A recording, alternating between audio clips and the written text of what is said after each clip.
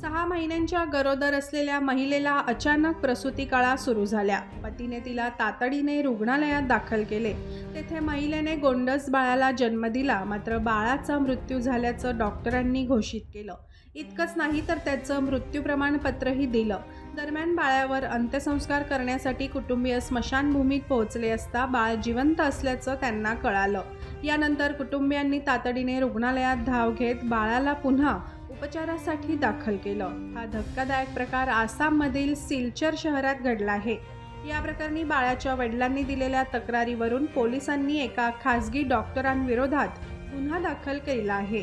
सध्या बाळाची प्रकृती स्थिर असून त्याच्यावर रुग्णालयात उपचार सुरू आहेत. मिळालेल्या माहितीनुसार आसाममधील सिलचर शहरात राहणारे रतन दास वय वर्ष 29 यांच्या पत्नीला बुधवारी प्रसूती कळा सुरू झाल्या. पत्नी 6 महिन्यांची गरोदर असल्याने त्यांनी तातडीने एका खासगी रुग्णालयात धाव घेतली. दरम्यान गर्भधारणेत समस्या असल्याने आई किंवा बाळ यांच्यापैकी आम्ही एकाचाच जीव वाचवू शकतो, असं डॉक्टरांनी रतन दास यांना सांगितले.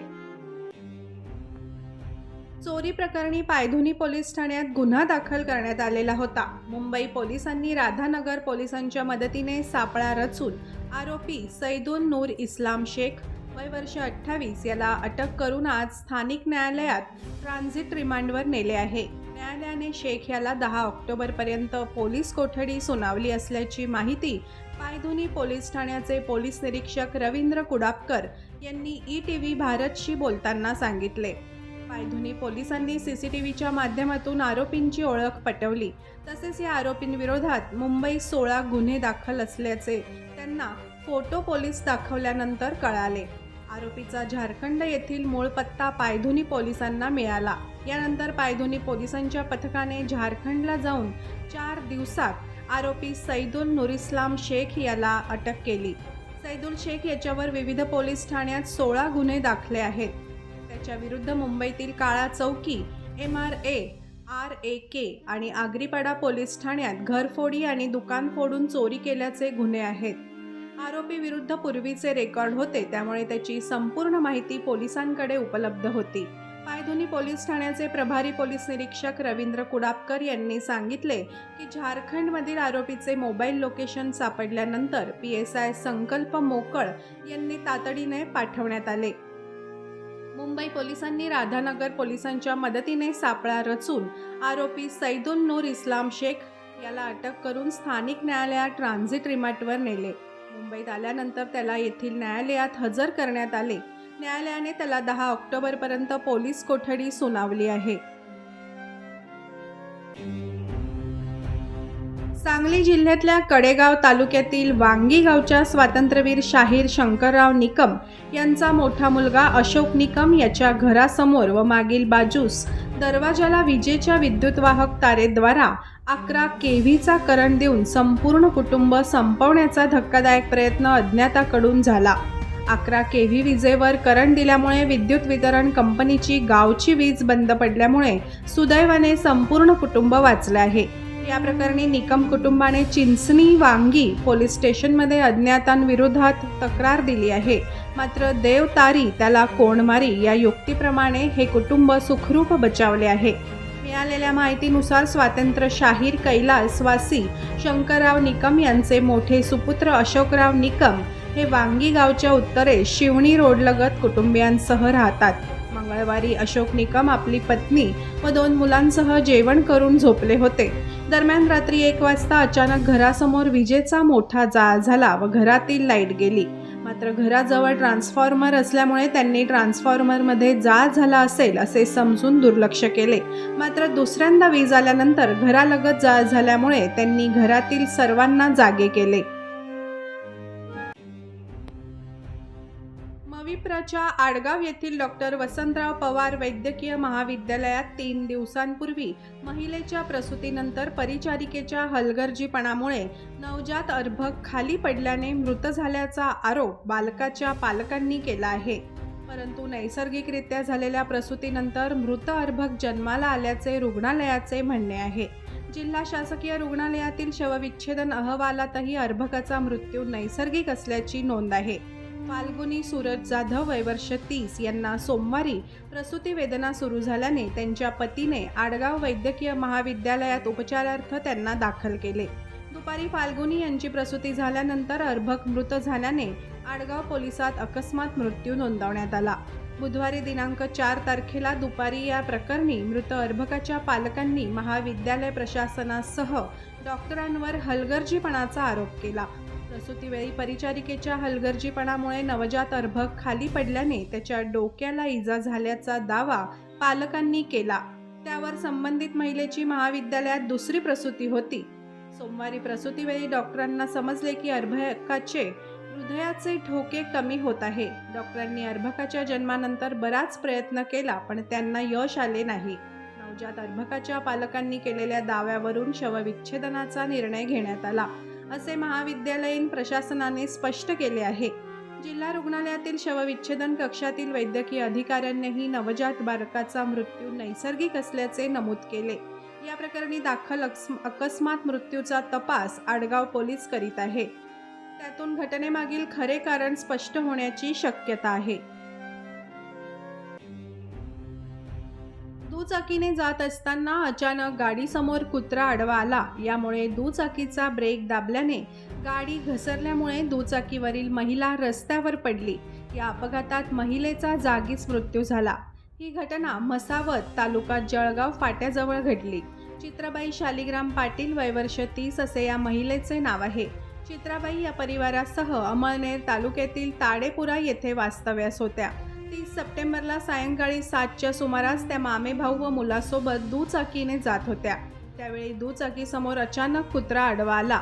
यामुळे अचानक ब्रेक दाबल्याने दुचाकी घसरून चित्राबाई खाली पडल्या. दुचाकीसह घसरत जाऊन आपटल्यामुळे त्यांच्या डोक्याला जबर दुखापत होऊन त्यांचा मृत्यू झाला. त्यांच्या मागे एक मुलगा आणि एक मुलगी असा परिवार आहे. नेर तालुक्यातील असोला गावात वर्षाला किडनीच्या आजाराने त्रस्त रुग्णांची संख्या वाढू लागली आहे. उपचारासाठी यवतमाळ सावंगीच्या रुग्णालयात जावं लागतं. अनेकदा उपचारांसाठी लांब रांग असते. नंबरच लागत नाही. खासगीतील महागडे उपचार परवडत नाहीत. दुष्काळी परिस्थितीतील पोटाची भूक शमवण्यासाठी पैसा नसताना उपचार कुठून करायचा म्हणून गावकरी वेदनाशामक औषधे घेतात. घरोघरीच रुग्ण असल्याने त्या गावातील किराणा दुकानातही ही वेदनाशामक औषधे मिळत असल्याचं धक्कादायक वास्तव आहे. या गावात 5 वर्षात 32 जणांचा किडनीच्या आजाराने मृत्यू झाल्याचा गावकऱ्यांचा दावा आहे. यवतमाळ नेर मार्गावर असोला हे गाव आहे. या गावातील गणेश चव्हाण यांचा किडनीच्या आजाराने जून महिन्यात मृत्यू झाला. त्यानंतर ऑगस्ट महिन्यात त्यांची पत्नी सुनीता यांचा मृत्यू झाला. गावात आजही अनेक किडनीचे रुग्ण आहेत. महागडे उपचार परवडत नसल्याने हा त्रास सहन करत जगत आहेत. यापूर्वी 2018 मध्ये किडनीच्या वाढत्या रुग्णांमुळे हे गाव चर्चेत आलंय. 4 वर्षात 14 किडनीग्रस्त नागरिकांचा मृत्यू झाल्याचा आरोग्य विभाग सांगताय.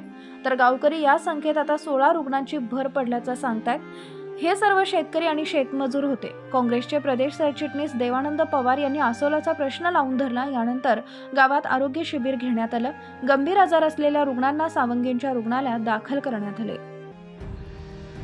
वाशिमच्या मानोरा तालुक्यातील उंबरी खुर्द इथे गणपतीच्या प्रसादातून 60 ते 70 लोकांना विषबाधा झाली आहे. तर 9 वर्षीय पूनम रमेश पवार हिचा यवतमाळ इथे उपचारादरम्यान 2 ऑक्टोबरला मृत्यू झाला.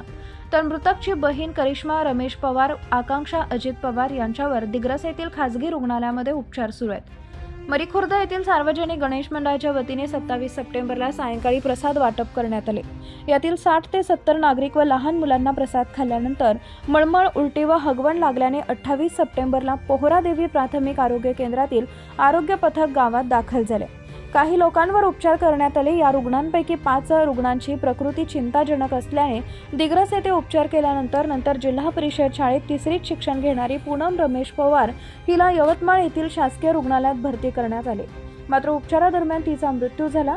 आकांक्षा अजित पवार वय वर्ष 23, करिश्मा रमेश पवार वय वर्ष 15 यांच्यावर दिग्रस येथील खासगी रुग्णालयामध्ये उपचार सुरू आहेत. तर गोकुळ राठोड यांचा मुलगा रमेश पवार यांच्यावर पुसद येथे उपचार सुरू आहेत. 4ही रुग्णांची प्रकृती धोक्याबाहेर असून त्यांच्यावर उपचार सुरू आहेत. मात्र पूनम रमेश पवार हिच्यावर यवतमाळ येथील वैद्यकीय अधिकारी यांनी शर्थीचे प्रयत्न करूनही उपचारादरम्यान 2 ऑक्टोबरला रात्री 1 वाजता तिचा मृत्यू झाला. शासकीय रुग्णालयामध्ये शवविच्छेदनानंतर मृतदेह नातेवाईकांना देण्यात आला. मी मरायला जातो आहे कारण अभ्यासाचा लोड मला झेपत नाही. मी गेल्यावर तरी शांती होईल, चिडचिड होणार नाही.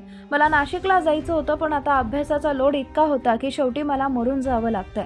त्यामुळे माझा शेवटचा जय गजानन असा मजकूर चिठ्ठीत लिहून जळगावातील एका 10वीच्या विद्यार्थ्यांनी राहत्या घरात गळफास घेत आत्महत्या केल्याची धक्कादायक घटना काल मंगळवार दिनांक 3 रोजी मध्यरात्री घडली आहे.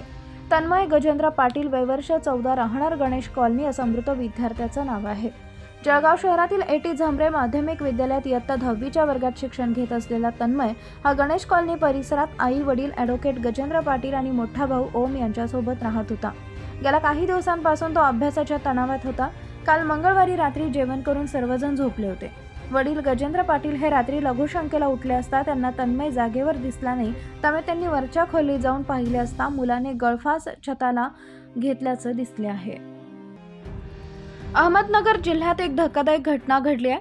तरुणाच्या डोक्यात मोठी फरशी टाकत त्याची हत्या केल्याची धक्कादायक घटना जिल्ह्यातील श्रीरामपूर शहरातील संगमनेर रोडवर हॉटेल पूनमच्या पाठीमागे घडली.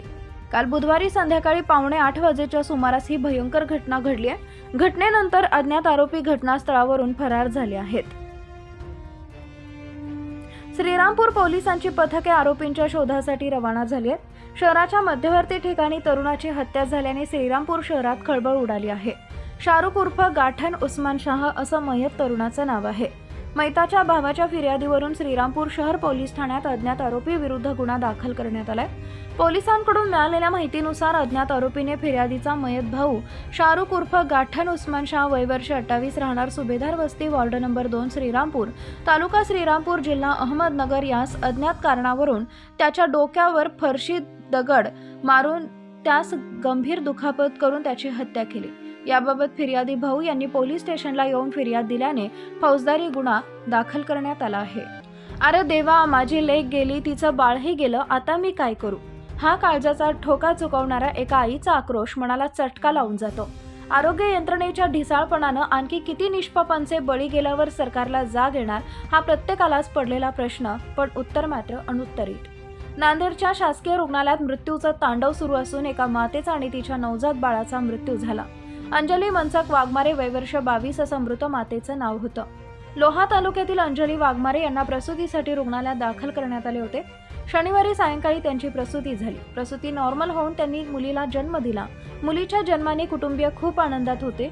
मात्र त्यांचा हा आनंद काही दिवसांसाठी होता हे त्यांना माहीत नव्हतं. 3 दिवसानंतर म्हणजेच सोमवारी त्या बाळाची प्रकृती अचानक खालावली आणि त्या निरागस बाळाचा मृत्यू झाला. बाळाच्या मृत्यूने आईला धक्काच बसला. त्यानंतर अंजली यांचीही प्रकृती बिघडत गेली. दुपारी तिचा उपचारादरम्यान दुर्दैवी मृत्यू झाला.